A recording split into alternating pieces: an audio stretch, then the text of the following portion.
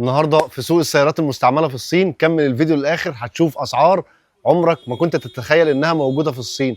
كل العربيات اللي موجوده هنا، كل دي عربيات موجوده في مكان واحد، مش معرض صغير، لا المكان كله عباره عن سيارات مستعمله بتلف وتختار حالات، لان هنا حالات العربيات زي ما انت شايف كده، الصالون والخارج والداخل.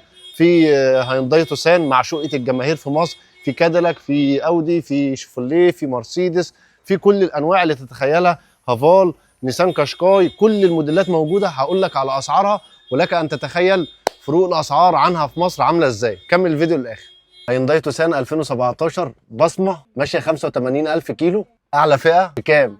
ب 30,000 يوان بس، يعني تقريبا ب 200 وشويه الف جنيه مصري، يعني ما وصلتش 300,000 جنيه. انا بكلمكم وانا مصدوم، لان احنا حرفيا يعني بنركب كنب وبارقام فوق المليون جنيه. ازاي؟ انا مش عارف.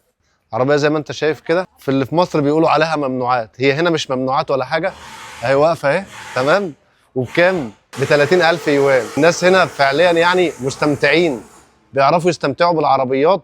ودي عربيه ثمنها 30,000 يوان، ودي 30,000 دي بعملته، يعني هو بيدفع 30,000 بس. يعني اي حد هنا يقدر يركب عربيه زي دي، مش زي عندنا اللي ربنا يكرمه ولاقي حته اثار يروح يشتري هيونداي توسان او كيا سبورتاج. تعال اوريك واحده ثانيه برضه هيونداي توسان. طبعا في عربيات هنا هم بيستمتعوا بيها اكتر من الهيوندايات، اكتر من الهيونداي والكيا سبورتاج، ولكن انا بقول لك على العربيات اللي هي في مصر. العربيه هي زي ما انت شايف برضه توب لاين اهي، اتفرج، برضه في حدود ال 250,000 جنيه مصري. اقنعني بقى انت ازاي انا بشتريها في مصر فوق المليون جنيه. فعليا بيشتروا العربيات باسعار فرق خرافي ما بيننا وبينهم. احنا ليه بندفع الارقام الخياليه دي في العربيات؟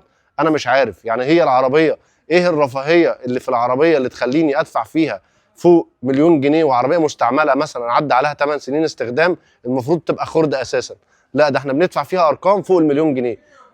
كيا سيراتو 2017 توب لاين ماشيه 50,000 كيلو ب 220,000 جنيه بس مصري. انا مش بقول لك ب 220,000 يوان، ب 220,000 جنيه مصري. كيا سيراتو الحاله، انت لو شفت حاله العربيه هتتصدم. تعالى بالله عليك كده لف معايا العربيه، تعالى عشان انا اعصابي تعبت. تعالى تعالى.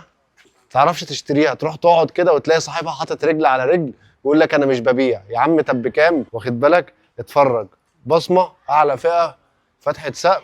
بص على ده. كان فيديو من معرض سيارات مستعمله في الصين النهارده، وده بيثبت ان الحمد لله احنا اتقدمنا على الصينيين في حاجه، احنا اتقدمنا عليهم في الاسعار وهم اتاخروا في الاسعار. يلا، السلام عليكم.